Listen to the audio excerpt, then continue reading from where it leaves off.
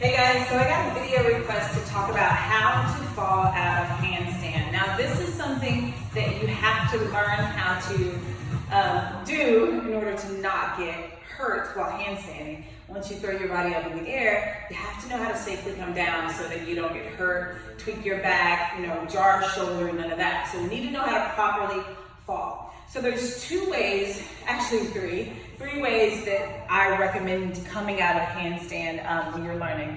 The first one is pretty obvious, and when I heard it, I was like, well, is that really advice, or is that just kind of being a smartass? So the teacher that I was learning from at the time, when somebody asked, hey, how do I fall out of handstand? She was like, don't fall. And I thought to myself, oh, smart, don't fall, obvious, duh. But what she really meant, and she actually said that, was once you kick up into a handstand, your body intuitively knows, and your mind knows, and you know in your heart, hey, I think I can find balance here, or no, this is not gonna work, come down. So it's when you kick up and you know in your heart that you're not gonna find balance, and you try to struggle to stay up, that's when you fall, tweak your back, hurt, get jarred shoulders, whatever. But if you kick up and you know in your heart, you feel that you're not gonna be able to find balance here, just come back down. So don't fall in the first place, right? So if I'm practicing my handstand and I come here, I've got everything set up, I kick up, and I know, nope, that's not it. Just come back down. Kick up, you know you don't have it, come down. Just come down. Don't stay up and try to fight it, because then that's when weird things happen. And then you kick up, and maybe you can find balance.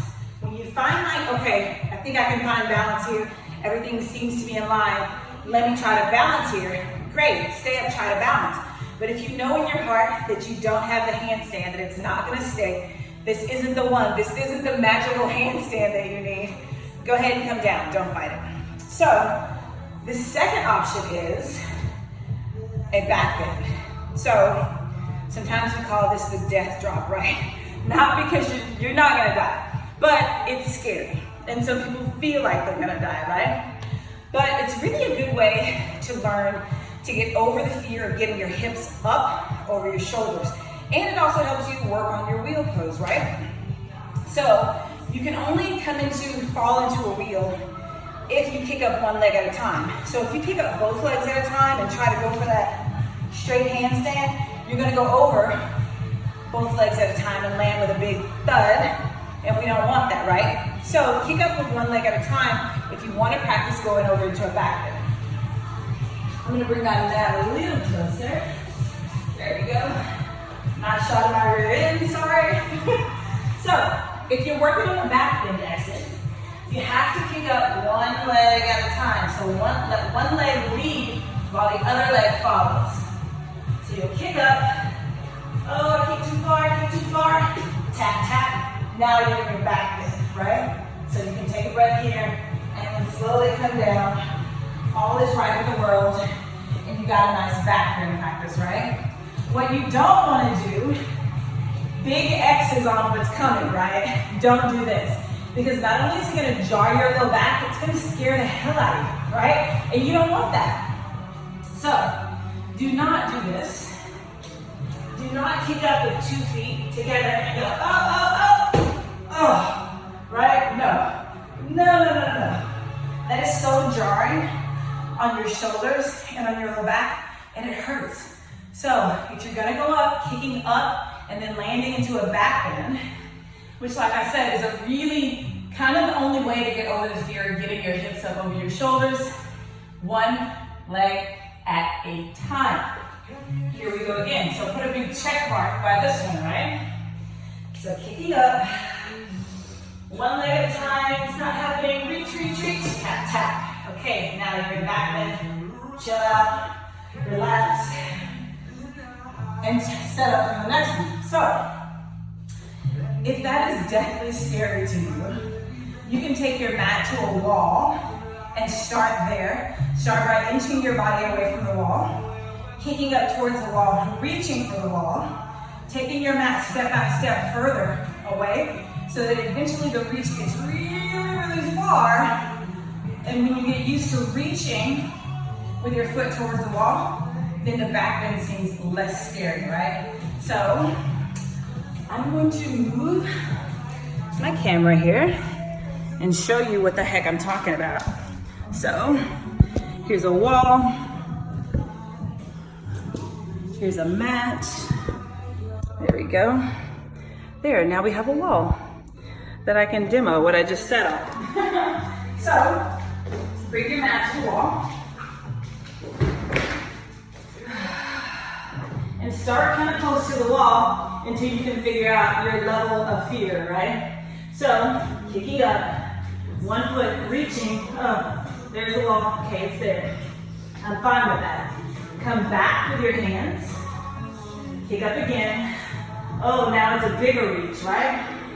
But I think I'm okay here, so let's come back a little further. Hands back a little further.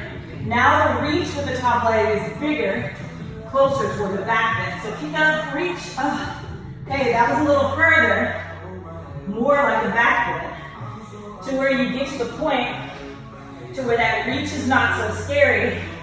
You can kick up, come over, back bend. Yeah.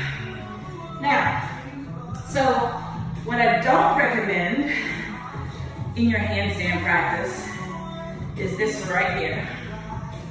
Kicking up, cartwheeling out. And then again, kicking up, oh, cartwheeling out.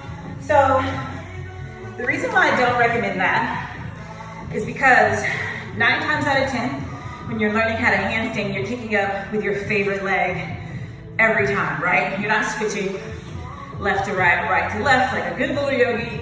You're favoring one leg and kicking up with that leg every single time. What that's doing is creating an imbalance in the body. So building strength in the back, all along the lats and the traps, and the shoulder on one side, while the other side is just not getting the same workout, right? When I was working on my handstand like fiercely, I would kick up with my left leg, right leg straight, left leg in, every single time, fall to the right, fall to the right. Practicing this, you know, tens, dozens, hundreds of times over the course of a few months, what's gonna happen is you're gonna gain so much of an instability on the side that you're falling towards that your back's gonna start to hurt. So when I was learning handstand, I was like, man, I'm doing a lot of handstands. Why is my back hurting? How is my low back involved? And turns out, because I did some kind of empirical little thing where I wanted to figure out what was happening, I stopped doing handstand for like 2 or 3 weeks. And all of a sudden my back problems were gone. I was like, oh, my low back hurts on the right side because I'm constantly falling to the right side, cartwheeling out of my handstand. So option number 1 is to not cartwheel out of handstand at all. Do the first 2 options, either back bend or not fall. That sounds funny every time I say it. Option number 3 is if you're gonna cartwheel out, work left and right side evenly so that you can keep the evenness in your body. So if you're here and you're like, oh, I love my left leg, go left leg, oh no, cartwheel out. Come back to the side. I hate right leg, but I gotta stay even. Kick up, cartwheel out towards the right side, right?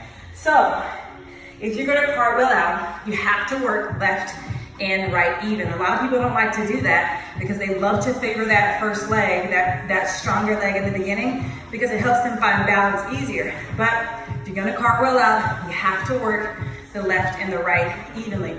Otherwise, your option is to back bend out or to just not fall. But you're not gonna fall, you're gonna do great. You're gonna kick up, you're gonna learn to balance, you're gonna use your core, strong, straight press with the arms, shoulders up towards your ears, find length in the shoulders, right? And then you're gonna find balance in your handstand. If you have any questions, if you have any comments, leave them below. I'd love to help you with your handstand and give you all the advice I can. Thanks, guys.